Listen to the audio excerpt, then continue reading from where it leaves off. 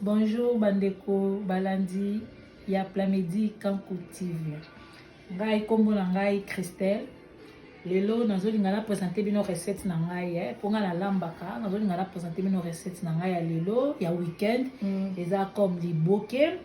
Na si okomona liboke na ngai ya mungusu. Mungusu ya mai euti Congo Kinshasa. Ezalaka te. Bomoni mungusu na biso yango yo na sokoli yango bien. Na sokoli yango na citron. Na tie moi eau tiède, pour na kolungola zei. Et puis na kosangisa yango na mpose. Po exemple pose na biso c'est déjà bien. Open pose euti Kinshasa. Open pose euti Kinshasa. Biloko nyonso to bozomona eza bio.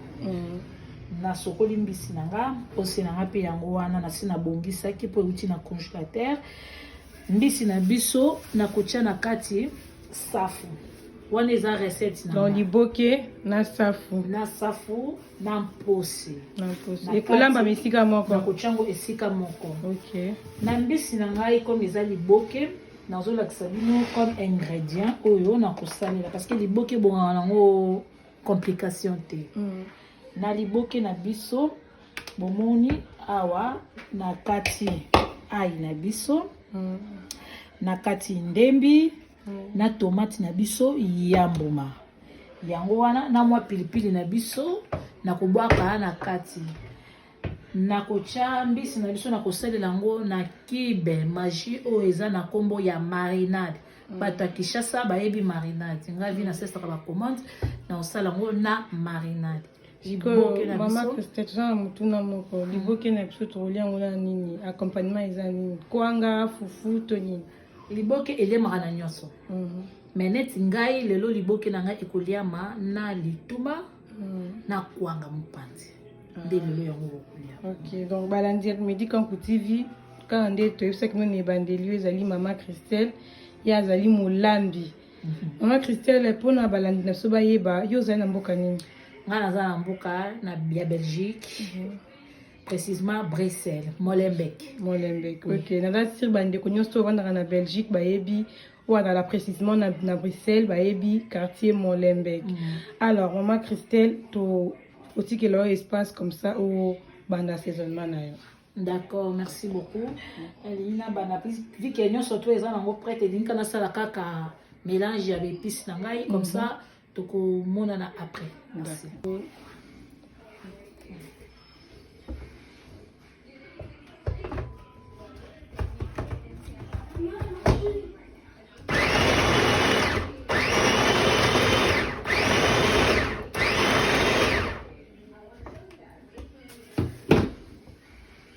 Alors, voilà la moni. Bah, épices, ya maman Christelle est commis prêt.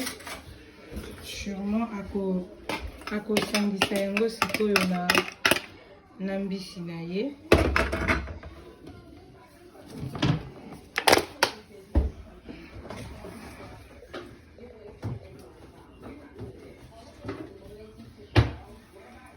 Azo sangisa yango sikoyo na mbisi nde bozomona. Kibi na biso na lobaki yango yo kibo eza kitoko mingi. Kombo nango nini? Marinade jumbo. Ezalaka na Kinshasa to mpona bato baza na Belgique bakozwa kibe marinade. Awa na Belgique eza te. Awa tozaka na jumbo normal. Mais oyo eza ba jumbo oyo ebima sika mais na Belgique na nekoma te loba soki bato baza na posa yango na koyo kosala pe commande. Bambisi oyo pe nga moko pe na tekaka ngo parce que eza bio. Donc voilà. Si je comprends bien maman Christelle on a un service mon bato basala ba commande ndo to yebisi olobi basala ba commande pa na yo lambi au livrer. Ata ya mobesu parce que naza pe na ngulu ya biso ya Kisasa natekaka pe poso ya ngulu natekaka pe ngulu mélanger na musuni soko olingi poso ya ntaba olingi taba olingi moto ya ntaba ya bio oyo uta Kisasa eza par commande neti bambisi oyo eza bambisi oyo yaki parce que le bio eza mbisi nini oyo eza mungusu mungusu wa mai bato bayebi mbisi bayebi eza mungusu ya mai njombo pe ezalaki ngolo pe ezalaki mabongo pe ezalaki mbesilisili kaka ngusu nde etikali natekaka ya mai na ekokauka natekaka pe mpose pe natekaka nkoba pe na te kaka ko biloko wana nyonso tu ezaka par commande ke moto alingi papa olingi ok c'est bon opesi nga mbongo na tindi na kisasa basombi eye nasala bongo. Ok, cher internaute, boyoki ndenge maman Christelle alobi oyo aza na posa azwa apase commande na ye ya mbisi ya mpose ya nkoba ya nyonso tu bo to maman Christelle akotia numéro ne wana comme ça bokobenga soki mpo olingi alambela yo ya kolamba elle est disponible parce que y a des gens bapasaka mpe commande ya kolamba asaleli bongo ya kolamba nde bozomona na bilili misusu mpe balingaka ye moko ake kolamba na ndako ye aza wana mpona koservir bino. Sikoyo tolanda ndenge maman Christelle aza kosangisa mbisi na ye. Mbisi nanga nasangisi mena nache mafuta kwili te. Nazosangisa nano mungu ekota. Mpona bato ntango mosusu babandi émission na retard oyebisa bango épicé biloko na baépice nini oyo osaleli. En fait biloko nanga na épicé na épicé kaka ndembi oyo na français babengi ciboulette na épicé yango na ail mpona kolongola mwa solo ya mbisi ya zei na épicé na tomate na biso ya mbuma mais tomate na ngai ya mbuma mpenza nalingi mpenza ya tomate mpena ya rouge te tomate na ngai eza mwa tomate oyo esaka neti ebeli neti ebeli te c'est ça.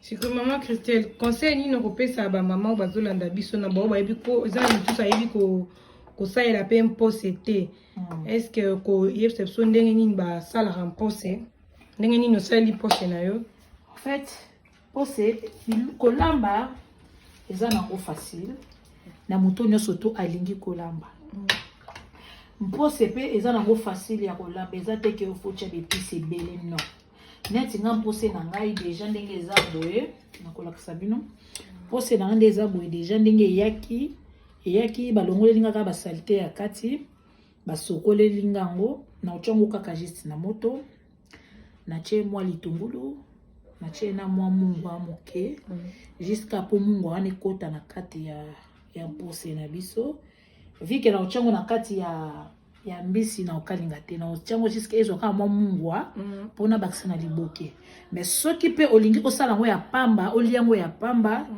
okoki kotya neti marinade na biso boye parce que eza goût toujours marinade c'est maman Christelle secret na eza marinade secret na ezali mungwa na marinade ezobakisa mwa pili sikoyo nakotya awa na mélanger après na kalingi yango nde tokalingaka soit na huile normale neti huile oyo ya maïs soit huile d'olive na yo otie okalingi okokalinga yango selo ndenge oyo olingi mpe kauka makasi to ezala mwa normal kaka c'est facile.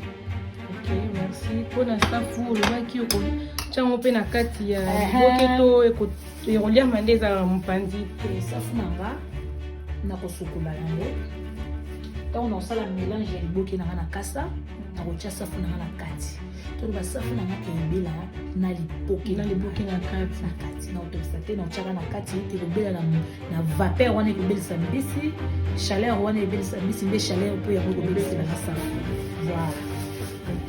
Alors cher internaute tokozongela video na biso dans quelques minutes le temps que biloko na biso mpe kota bépice on se voit plus tard.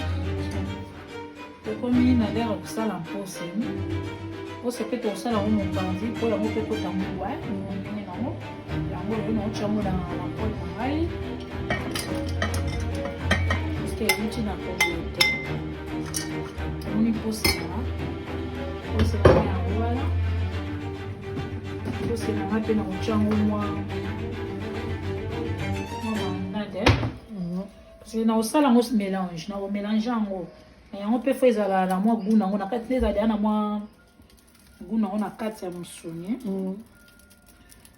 mpo ezala mai soki omélange yango ekozala vraiment na saveur makasi te mpona mélange yango boye natie mai te parceke ndenge ekangamaki bongo ebimisa mai parceke euti na congélateur bato mosusu batiaka mwa ndembi nga na otya ndembi te awa parce que awa déjà na mbisi na biso natiaki déjà ndembi alors awa nazolinga kaka elemba na moto ekota mwa kibi na kati après na mélanger c'est tout parce que tout deya na se na sali deya na mbisi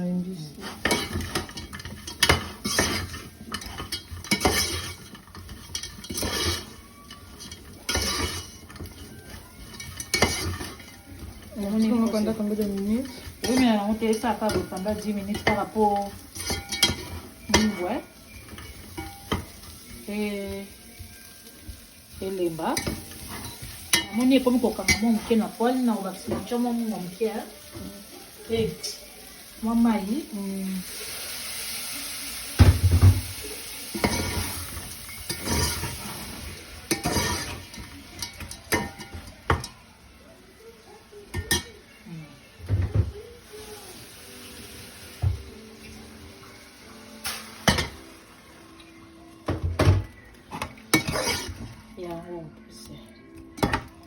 bato bayebi mpose te balukaka pose yango pose na biso ebela mwa moke awa na pose na tie marinade oyo eza lokola kive ebela moke aussi en même temps nga mpe nazoprépare kasa na nga bakasa na nga yango naosala mpe ala kasa bato mosusu basalelaka papier cuisson na aluminium ngai naosalela mpe akasa openda kasa na biso yango oyo nakofungola yango nasokoli yango nabongisi yango mpona bato bayebaka ndenge ya kosukola kasa te tozala na mposa olaka mpo motu bazwaka basaleli mbala moko to apangisi na elamba te euti libanda mopepe ezwi yango fasalite ezwi yango kasa basokola yango mpe ya na mai otie penda nzela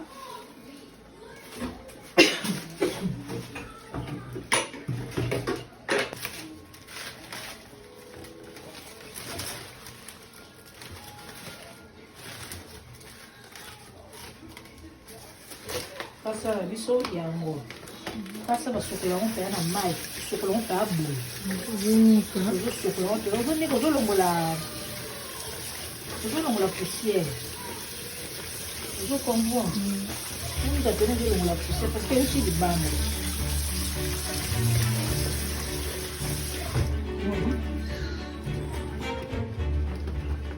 Oui, pas ça, le commis pene ya kolakisa bandeko na biso nini batiaka liboke na kasa nabongisi deja nasokoli kasa na nga nabongisi deja kasa na nga oyo nakoki kosala mélange ya biloko na nga obandi na mbisi baponaka mwa baparti batiaka ka te oketikitina neti oyo boye eza motu natie motu awa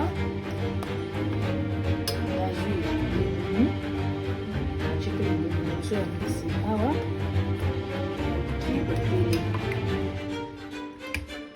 koloba na mbisi moko ekokocha kasi moni neti boye mais vike eza nango liboke ya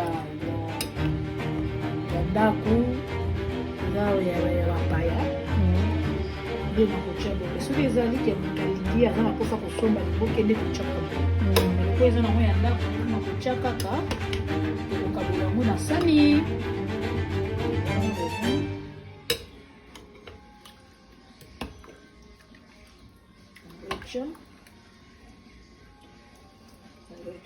liboke na biso